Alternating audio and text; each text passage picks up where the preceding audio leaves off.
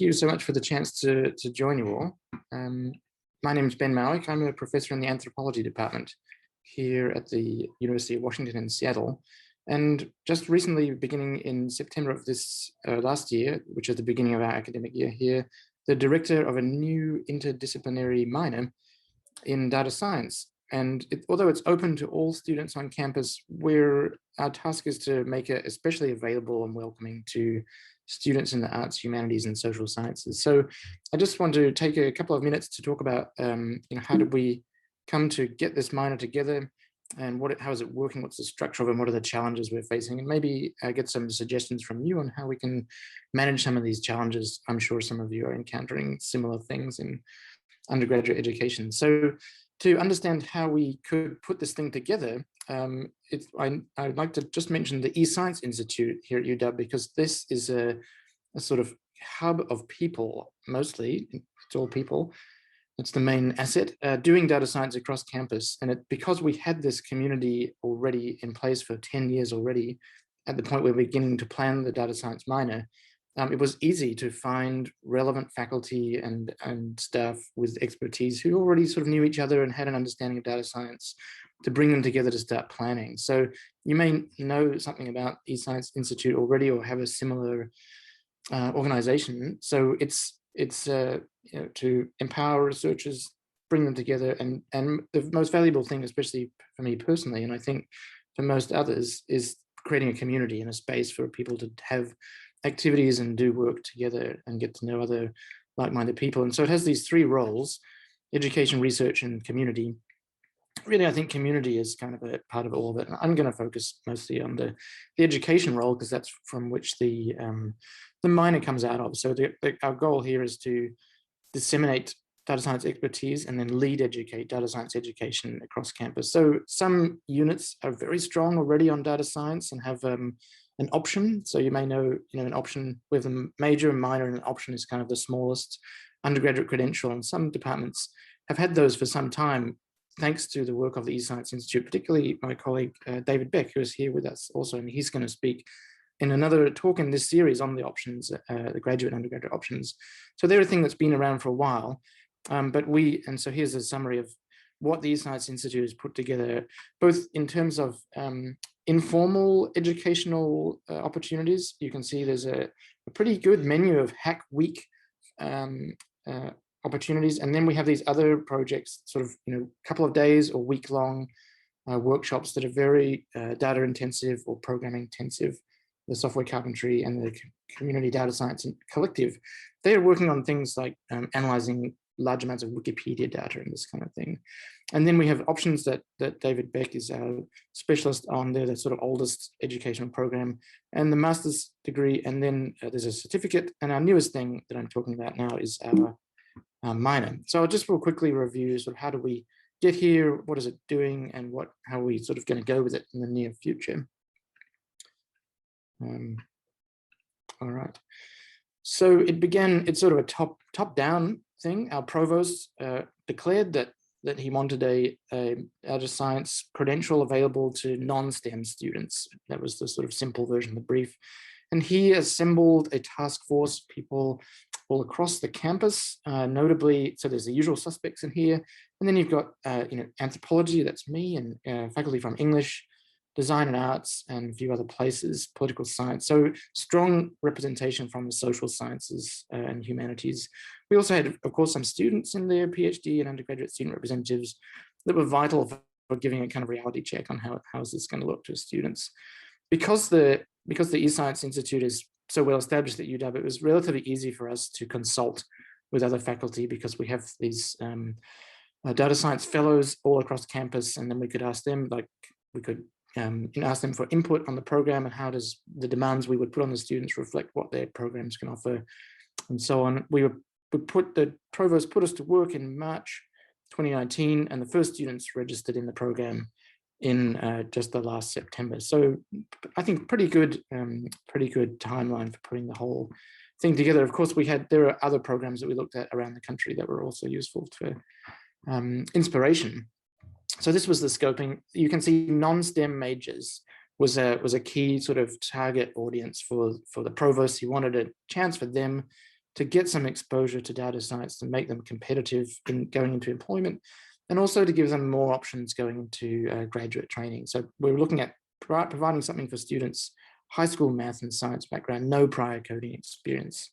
And so that gave us the idea of providing several possible like on-ramps into data science, 1 or 2 level classes that have no prerequisites, that are really accessible, gentle introductions to data science, programming, and other sort of disciplines, sub-disciplines there. So non-STEM majors who don't want to pursue a full sort of degree or something in the topic. Okay, so this is what we came up with after taking the provost's instructions and sort of consulting and thinking and researching. This is the structure that we have, and this is how we present it to students, with a couple of emojis to make it look a bit more accessible.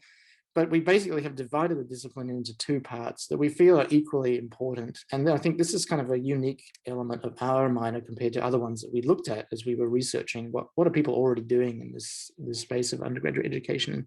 So on the right-hand side, we have data skills. These are the kind of conventional things. I think most people will easily recognize this as kind of core data science skills, knowledge, activities. And I've just highlighted a couple of textbooks that might be used in classes that teach data skills. And our list of classes in the minor has 36 classes currently on data skills, and they're teaching visualization, programming, either programming purely or programming in a certain domain, like Python for oceanography, or right now I'm teaching a class that is R programming for archaeology, archaeological science, across a variety of disciplines. And then what is maybe less obvious to someone who's thinking about what is data science is what we are calling data studies.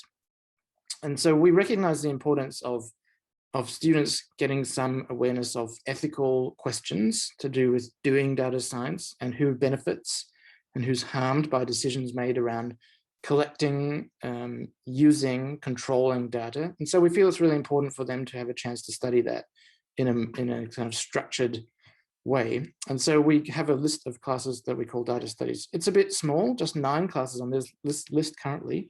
But this is a priority for funding for the course development, is to get this list a bit bigger so students can easily get the credential. It's not a bottleneck. And so we have classes from anthropology, geography, history, international studies, sociology, gender studies, and so on. And we will be adding more from the humanities in particular. And here's a couple of the sort of typical kind of readings that a student taking a class in data studies might do. So data studies they will typically not do any technical work. There's no programming or visualization or statistics in those classes. It's more of a traditional humanities or social science class, reading, seminar, discussion, kind of interpretation, but it's really focused, it's on data intensive work. And that doesn't necessarily mean always big data, just an intensive focus on the data itself in a discipline. And this has been a real challenge in the minor, is identifying like what is data studies and what is just regular political science or regular psychology. So this is an evolving question of how do many faculties submit their courses to go onto the list and say, here I have a nice data studies class for the minor, and we say, well, this just looks like regular, regular international studies. What's the data intensive quality about that? So we're sort of educating and working on the demarcation question about what counts in here. And what we're telling faculty and students is a focus on, the who benefits and who suffers on decisions made around collecting, using, controlling, communicating data. And so far that tends to resolve most of the questions. We have a third sort of set of classes we call cross-cutting. And so these are meant to be kind of the bookending of a student's experience. So the on-ramp is the student at the beginning, no prerequisite. Maybe they're coming to programming for the first time. And the synthesis is we're expecting a student to be like right at the end of their program, looking for maybe a project style experience in a 400 level class, or something that is like in the domain, a class that maybe does, like, let's say in my field of anthropology, there's a little bit of data studies in there, a bit of ethics and implications, and they might do a project that involves some collection and visualization of data, sort of all the things coming together. So we have this beginning and ending sort of book ending experience for the students in the program. And so they need to take one data studies and one data skills class, and then up to 25 credits of either of these and from the cross-cutting list. So this is sort of a typical load of the minor, and many students will take it as students can take up to 2 or 3 minors even. So you can see the proportion of the overall degree there. So supporting it currently, our provost has been pretty generous. We have funding for hiring some faculty. We've hired a geography professor already. We're now in the middle of hiring a humanities professor, and next year we will hire an environmental and occupational health. So this is like a competitive process where departments sort of tender to the provost and say, we'd like to hire for the data science minor, and then we decide who has the most compelling need. We have an advising staff who's vital and excellent. They're not a data scientist themselves, but they've done a really wonderful job of like catching up and getting up to speed and becoming familiar. And they're really central, I think, to the success of our program. We've got the faculty director, that's me, and an executive committee. David Beck, who's right here, is on the executive committee, and a professor from English. And then we have a much bigger curriculum committee, which is one faculty member from each department that's contributing a course into the minor. And they help make decisions about what courses go in, when do we take a course out, and sort of structural questions like how many credits can you take from one department into the minor to maintain the interdisciplinarity. The provost has also given us funding for instructors and TAs to expand current offerings, where we've identified bottlenecks, in some of the statistics classes that are prerequisites into the upper level computer science engineering classes. We've been able to expand those a little bit. And we're also giving out, in a competitive way, course release funding, so faculty can develop entirely new classes to be part of the minor, or kind of redesign existing classes to make them more relevant to the either data studies or data skills. And that's been a really wonderful process. A lot of faculty are really interested in doing this, and we've seen some amazing classes being proposed that just look very topical, very fascinating, and really appealing to students. Oops. I skipped my last substantial slide. Here we go. So challenges, the last major topic I want to talk about, and fitting for a data science activity. Making this visualization took me easily 80% of preparing this whole slideshow because of the nature of our sort of campus kind of student database situation. So these are all of the minors that we offer at the University of Washington.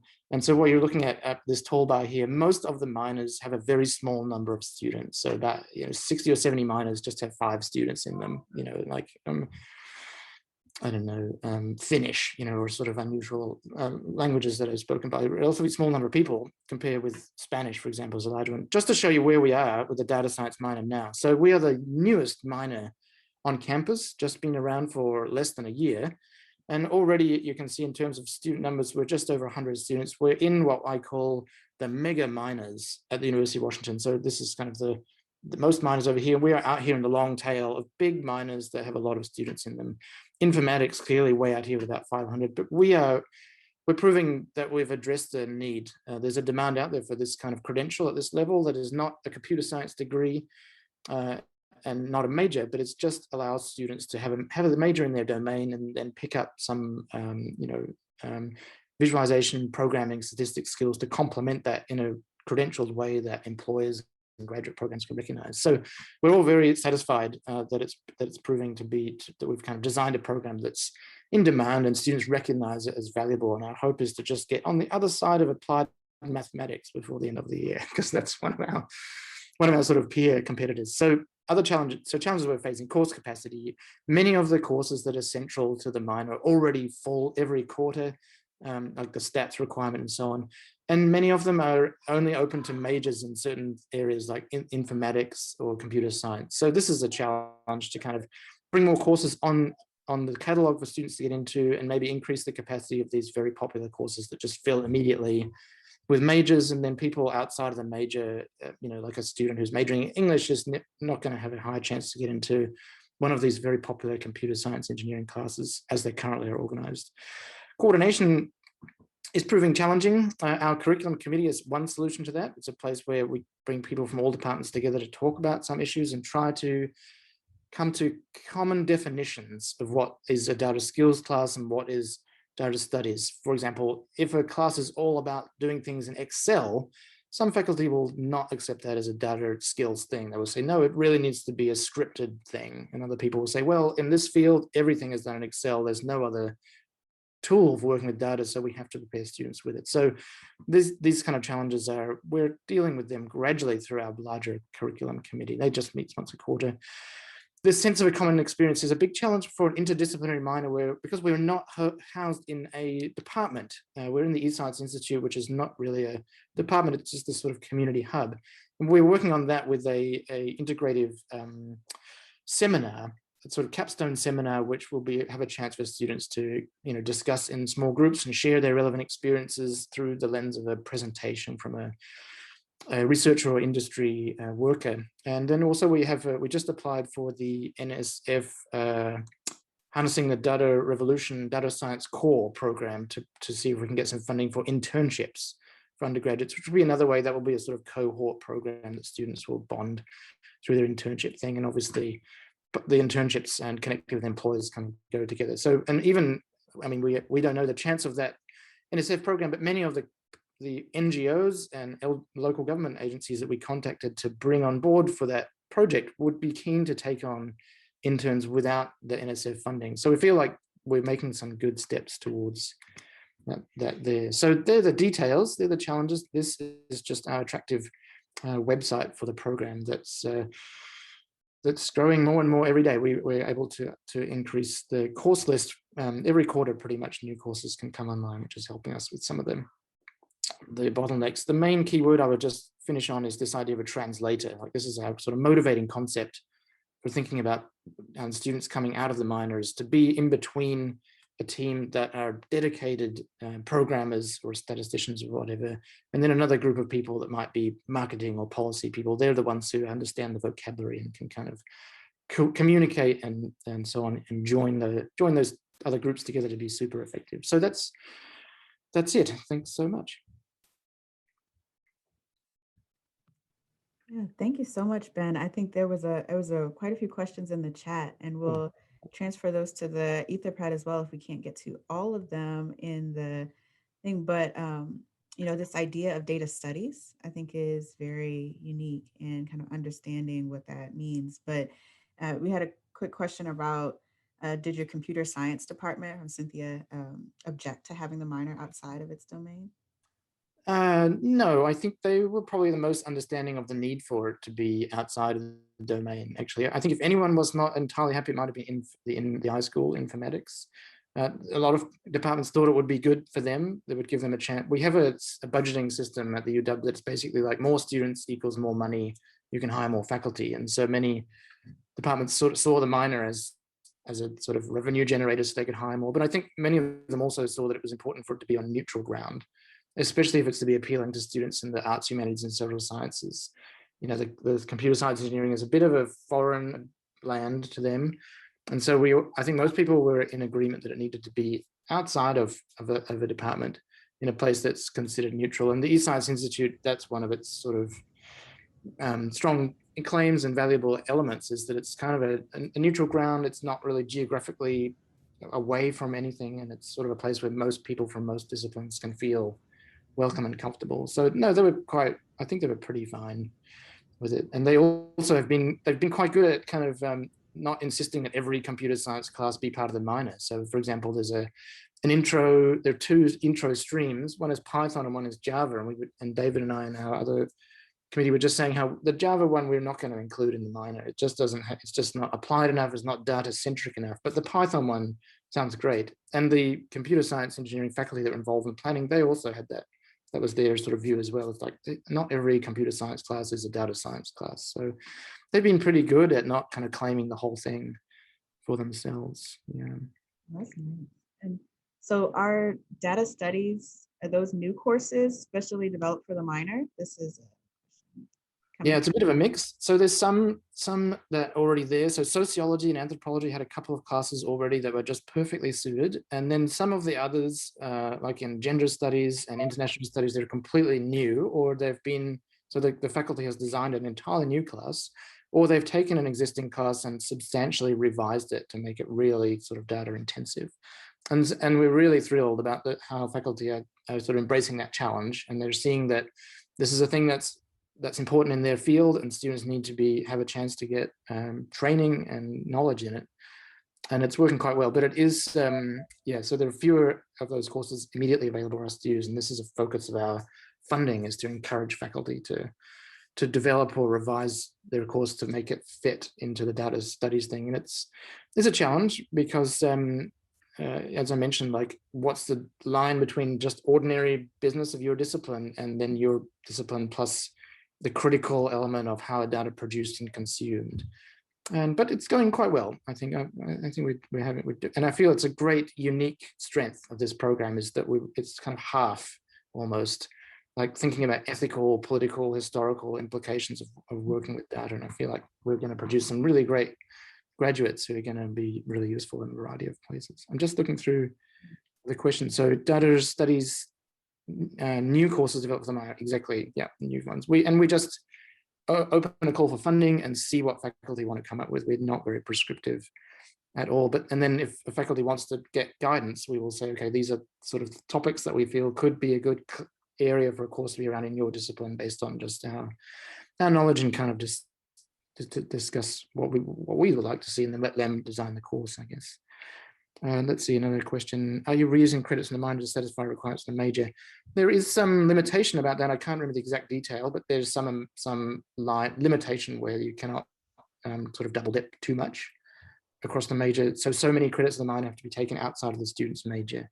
For example, I can't remember the exact number. And we will also introduce a limitation where, so our minor is quite similar to the minor of the informatics program, but we are going to say you can't take more than 10 credits from any particular department to enforce the interdisciplinarity, which means our minor will never be exactly the same as the iSchools one, which I think is good. Yeah, that's great. Yeah. Where did the concept of data studies, this is just because, this idea of producing translators, I think is unique. We have that concept comes up in industry more than I think it comes up in academia. And so what the piece about data studies, did that come from conversations with more industry partners, or did that come internally from your different departments? Yeah, I think it came internally. So the task force that designed the minor was entirely faculty and a couple of student representatives. But I think most people there had a pretty strong sense that, ethics and context needed to be a major part of a student's experience here. Mm-hmm. And then it was just a matter of then formalizing how do we do that. And the notion of data studies kind of evolved out of the task force conversation. It's like, okay, we all can recognize data skills well. What do we call this other thing? And then that was the label that we came up with. So it's pretty much emerged out of the disciplines involved, I think. And so we had plenty of, the humanities and social science who recognized they will be doing most of that work. But even the computer science engineering and the sort of natural physical science faculty, I think, agreed that we needed a solid kind of component that was, making good decisions with the skills that you have working with data science. And I think the EScience Institute is very well connected with industry. And so most faculty that have an affiliation with the EScience Institute have a sense of what our industry, what they're looking for in prospective employees. Yeah, so yeah, it's a detail that I feel very excited about. And I think is a really an elegant solution to getting humanities and social science faculty and departments kind of involved and invested in data science education. Just a couple of other questions. Cross-cutting courses. So these are the either ones that we imagine a student will start their program on, no prerequisites, perhaps in a domain, like a mixture of a certain field like sociology and R programming, for example, but with no prerequisites. And then at the other end, the other sort of set. So there's two classes of cross-cutting, on-ramp, and then the synthesis ones are the end. So we imagine a student will take them in their senior year, and there will be, again, in the domain, like in psychology or something like that, usually ideally project-based, with a mixture of looking at implications, ethical questions, and doing some applied work to produce a project that uses data skills as well. So this kind of capstone style experience, I guess, for the cross-cutting. And Mark's question, is the minor designed for non-STEM majors? No, it's open to everyone. So engineering, chemistry, any kind of student from any part of the campus can take the minor. but we recognize that the topic generally is a bit less, let's say historically, students in the arts, humanities, and social sciences are not drawn to these topics, and it's not obvious to them how to get involved, like where's the entry point. So we've tried to make it particularly accessible to those students so they can see this is a thing that I can get into, this is a thing I can do. Because our view is that students in the natural and physical sciences, they sort of feel that this is a normal thing for them to do, and there are many pathways for them to catch some data science education, but for arts, humanities, and social science, not at all obvious. And so we've tried to make it the sort of entry point, several entry points as inviting as possible to sort of meet them in their field. And that seems to be working quite well. I think looking at the data so far, we just have 115 students, and political science and economics and biology, I think, are our main majors that are taking this as a minor. So that's a good result. I think we're showing that accessibility to social science students is working. Yeah, I think there's two more questions in here. One about, do computer science students take the data studies? Are you encouraging them to do so? And yes, Patty, and then there was one from Cynthia too. Okay, yeah, let's have a look. I believe you said there's a data science major. So no, so we have a option is the other main undergraduate credential. I don't think we have a major in data science. No, I don't think so. Is it as interdisciplinary as the minor? So no, I think the equivalent thing would be the informatics major. That would probably be the closest thing we have to that. And that would be far less interdisciplinary because it's just coming out of one department, and we are 30 or 40 departments, I think, in the minor. So that's not something we have yet. Patricia, have you influenced CS? So it's a good question. I don't think they're a large part of our students, the computer science students. I think probably they've got their major and then they will minor in the humanities or social science to do an equivalent kind of thing. So our target student is really someone who wants to major in a certain domain, let's say public health, for example, but then feels that it would be important for them to pick up on some data science skills to fulfill their interests in the topic. They want to do a data intensive work on global health or on health inequities or something like that. And so they will do their major in that public or global health, and then they will do the minor in data science to have a credential that shows they have these skills suitable to be employed and would go into graduate study in that kind of thing. So I don't think it's as strongly appealing to the computer science and informatics majors. It might not be, but I'm wondering, for that same token, just the data studies piece, like where the computer scientists or the informatics students might be interested in more of the ethical piece of it, and whether they've considered moving some of those classes or encouraging some of those classes for traditional CS students. Yeah, it's a great question. Yeah, I don't know. We haven't. I will ask David. What do you remember if we've had any conversations about this? No, I don't. I think, like you described it, if they choose to take those courses through other departments, but there's not a formal mechanism. I don't think, for doing that. Yeah, I know that some of the CS computer science engineering classes do have some component where the students are exposed to ethical questions and issues. So they're aware of that within their own programming. But yeah, I'm not sure quite how it's perceived by the students in that major there. Definitely agree it's important to know. Capstone courses with projects interdisciplinary teams. We haven't formalized that yet, but some students have been able to organize that kind of thing, like do a two-term project that is across two departments, for example, just on their own volition. The student, will take a couple of classes with a couple of faculty and see there's a project going on and get involved in that, and then they will petition to us to have those credits count toward the minor. But we haven't yet formalized that kind of thing. Well, a great idea, though. It would seem like a very natural experience for the minor. Yeah. Thanks all for these wonderful questions. Yeah, so we will transfer these questions again to the Etherpad. If there are other ones in there, Ben or John, if you could take a look, if you don't mind, answering them or after the fact. If there are further questions, or at least how to get in touch, I would actually love to see like one of the data studies people come and present here to talk about, how they're doing and setting up those types of courses. And because there's a lot of interest, around the country about this idea of how to teach, not only to STEM, non-STEM students, but to connect data to more of the real life projects and doing that capstone area. So if there are questions, there's also some people I might get you in touch with, John, as well, that are doing middle school education.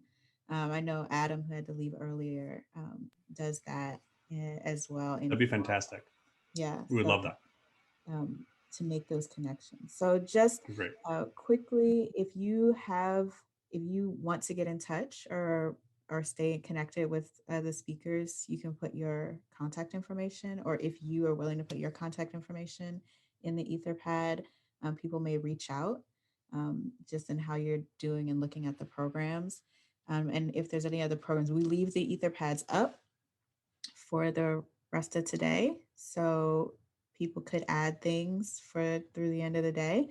And then we do keep them. So there's a couple of questions. These are recorded, and we do set up a playlist that's on our YouTube channel. So we're going to be getting more of these up from across the year. So it's the South Big Data Hub YouTube. So we have several other working groups as well as some of our workshops and events that are up there on the YouTube channel. And so this one will be its own playlist for the education working group. So if you miss them, we have the discussion here and the Etherpads here. So it's always better to come in person, but if you can go back and look at them and keep a sense of what's going on and what people are doing across the country. So that's where I wanted to end. Yeah, I see John, you put in your Twitter. So if people connect on Twitter, you can connect there too. We have that same thing as well, for the hub. And so we do want to keep this together. So as I was talking about at the beginning, for those that weren't here, as we transition to the end of the year, but we have a full year in September for this version, or with the education working group, if there are particular subtopics that you'd be interested in working on, we're going to be looking for nominations of subtopics starting closer to the end of spring. So just putting it in, seeding the idea, and then having people self-identify if they want to join those topics through the summer, so that next fall we would have some subgroups that would be working on particular topics that could be cross-cutting, in areas of K-12 or undergraduate education, or, different types of resources, maybe resource lists for these types of programs. So I'm going to be saying it at the end of the working groups so that you can think about it. And then when we open up, you can put in your own subtopics, and we'll just open it up to the group to see those that want to join or do that type of work. We'll still keep this format where we have speakers, but the subgroups would be able to, really work on specific topics going forward. So I'd like to thank the speakers. If you have other things that you want to, please feel free to put them in the Etherpad. We will be looking and consolidating those over the course of this year, which has been really great. And so we do take a look at those and look for best practices. So it's 12 on the dot. I'd like to make people no Zoom fatigue on a Friday. And it's good to see you all for sure. So if you want to, you can stick around, but we're done. Thanks, Renata. Thanks, everybody. Thank you. Yep. Thank you. Everybody have a good day. Thank you.